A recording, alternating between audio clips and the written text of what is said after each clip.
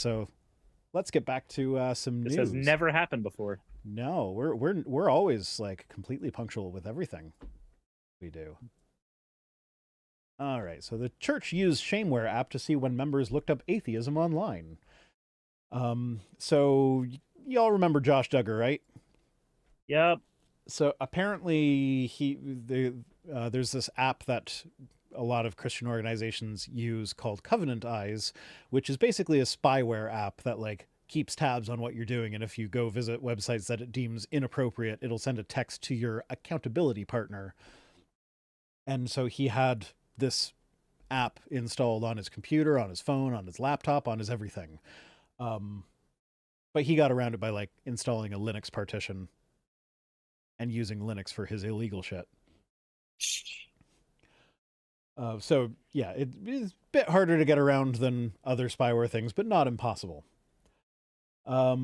So yeah, apparently this is a tool that is used fairly widely by pastors to keep track on like gay members of their church who think they are struggling with same-sex attraction. So then like if they visit a gay porn site, their pastor will get a text so that their pastor can then sit them down and talk to them about it. Can you imagine being in the actual, like being on the pulpit, and there's a couple of members in your congregation that just, they're not there that day, and you just hear, brr, brr. All right, everybody, just so you know, John is looking at dicks again. Don't let him forget it when he gets back. See, he just puts the phone back down.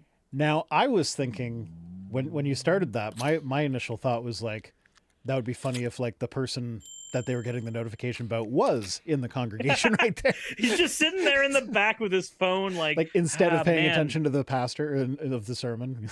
This sermon's so boring, but man, this guy Brian just. Jassa says, I bet $20 that Locke uses it to find the witches. But yeah, no, I actually now I kind of want to join one of these churches that puts the accountability apps on your phone, and so that I can sit in their service and like make the pastor's phone vibrate while I'm browsing porn during the sermon. Every single week, you have to go in and get talked to. Just like, man, I'm just really struggling. I'm really struggling to get off these apps. I think and then you come back and you talk about it on your channel. I think the problem is I have a supervision fetish. You see, when I know that you're getting the text about me watching this, that makes me more excited. It's hotter when I'm not supposed to do it. Oh, I would have so much fun with that. I kind of hope I don't think there is. Well, there might be if I looked for it, but like, I kind of want to join a church that'll do that to me. Just so I can like for science, like, of course. Well, you know, I have a pretty vanilla taste in porn. If I knew that a pastor was getting a text telling them that like the titles of the videos I was watching, I would go off the rails, man. Incognito tab, VPN. All right, let's go. No, none of that. I want to get caught. No. I want to see the discomfort on his face when he sits me down to talk about the video he knows I've been watching. You set those up so that your search history isn't clogged by them, but your pastor will still see them. Yeah, that's fair. Well, I mean, maybe I'll want to remember the search terms. Maybe I'll discover something about myself while doing this. You don't know that, Suris. Come on, don't judge. Lord of Uzkulak says, plot twist, you get caught using Grindr, but the pastor is also on there. I'm not saying that the pastor was on there as Holy Man 669, but how is holy spelled? Any way you want it to be spelled, big boy.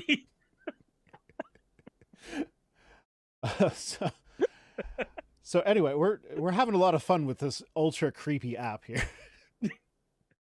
Look, it's an invasion of privacy. It's disgusting. It's none of their fucking business. And 9 times out of 10, it's for stuff that's actually not harmful, but the purity police are like, stop it. Well, so like this person, this is based on a Wired article. So this person that Wired interviewed, they said the pastors were getting notifications about his Amazon purchases, articles that he read, and even which friends' accounts he looked at on Instagram. Oh my God, we could have so much fun with this. We could. You don't forget. I'm in the VTuber community. I could do so much damage with this. Yeah, but like, yeah, that. Oh man. Think of how many tentacles I see on my timeline on a daily basis. Like, there's a point where it's worse for the pastor than it is for me. Yeah. Just saying. Hey, you don't know what your pastor's into. Yeah, that's fair. That's fair. Maybe I'll give him some ideas. But God, anyway, wouldn't it be interesting? so this guy is in a psychiatry course, and his online psychiatry textbook was rated as highly mature, which is the most severe category of content reserved for anonymizers, nudity, erotica, and pornography. So like his school textbook is a no-no. It's taboo. I mean, so fun story. I went to PCA growing up, and I left and went to a public middle school afterwards. But the middle school had what was called a shadowing program, where if you had not, you signed up for the school, but you don't know if you want to go in yet, you would leave one day from your regular school to go shadow a student at the new school, so you would see if the environment was good for you. Yeah. I remember specifically me coming from a very strict Christian school funded by the old IFB and Seventh-day Adventists. Oh. Yeah. That think of that mentality. Bible flock boxes on the curriculum there. Imagine my shock when we opened up the science books and there's a picture of a naked lady in them. No tits or anything, just the chest is visible. And it's very cartoony, it's very crude, but it's there, and it's, for showing anatomy. And one kid just points to that and goes, "You see that? You want some of that, don't you?" And I'm just sitting there as like a fifth grader who's only gone to Christian school going, I don't know how to respond to this. This feels wrong. The Lord is angry with me. Oh, I forget whether it's the video that just went live on Friday or the one that's coming out this Friday, but there's one with with regards to the question of why God's so obsessed with our sex lives. It's like, well, ostensibly the reason is because he cares about us and he wants what's best for us, so he put these rules in place to protect us and give us what's best for us. But the more research that's done into it, the more it comes up that like, oh, all these rules that he put in place in that book, they're actually really bad for you. So my best guess is that God gets off on restricting on like having created us with these powerful sex drives and then putting restrictions on them, so like watching us struggle against the restrictions is God's fetish. So it's not just that he's a voyeur, it's also that he's a sadist. Yes. And Rogue Skeptic says, reminds me tracks. of the joke, the Jews don't recognize Christmas, the Muslims don't recognize Israel, and Baptists don't recognize each other in liquor stores. Have you not heard that before? Oh, I have. But it's still funny to me as someone who grew up, quote, non-denominational. Yeah. Non-denominational in the South just means Baptist. Basically Baptist, yeah. No, it means that up here too. Anyway, so Wired set up a test account on this app, and they went to the CDC's website for LGBTQ youth resources, and they immediately got a text on their accountability partner phone that rated it as a highly questionable website. And so there's this person who goes by Britt. She's left her last name out of it for what are probably fairly obvious reasons given the subject matter. But she said that it's not really about pornography. It's about making you conform to what your pastor wants.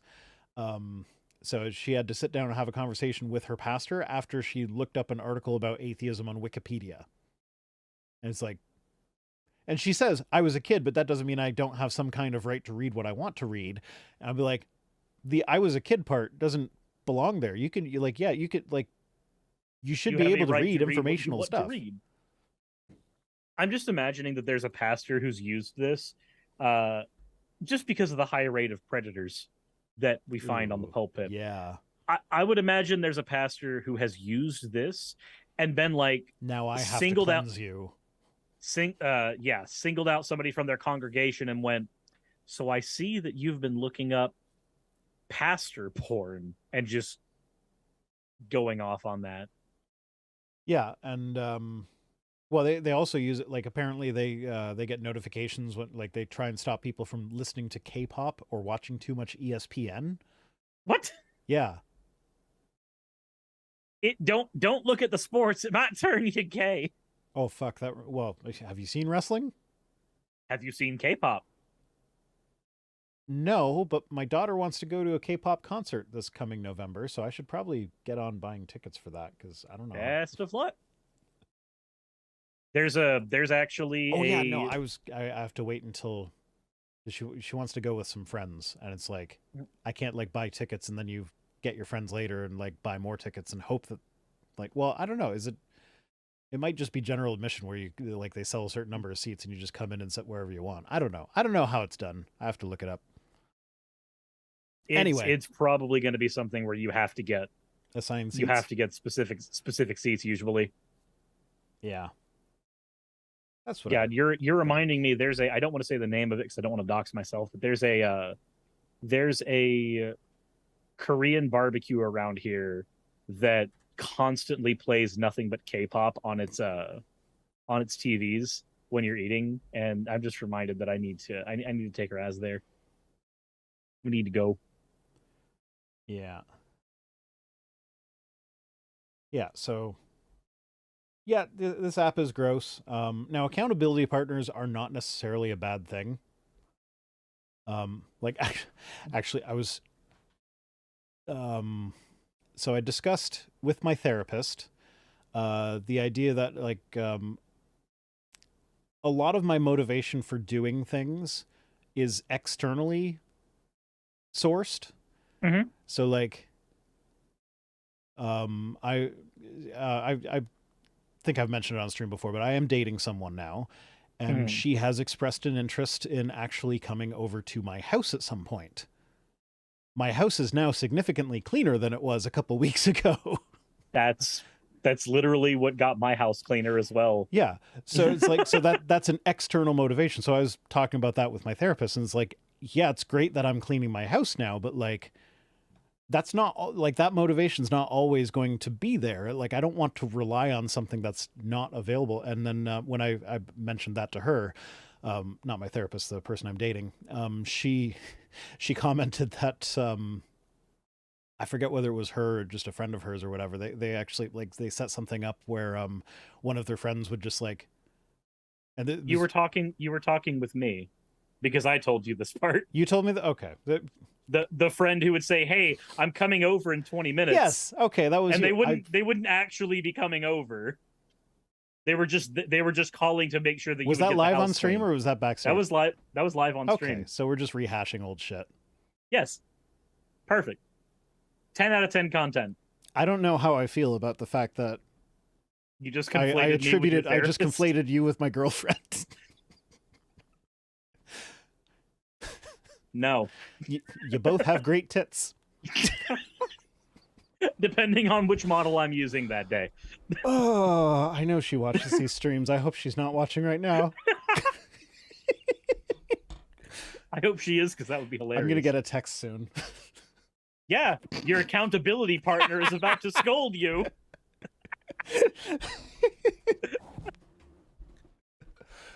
You done goofed. Oh, that's actually kind of funny. Asina says VR busted. Nah, she's got a good sense of humor.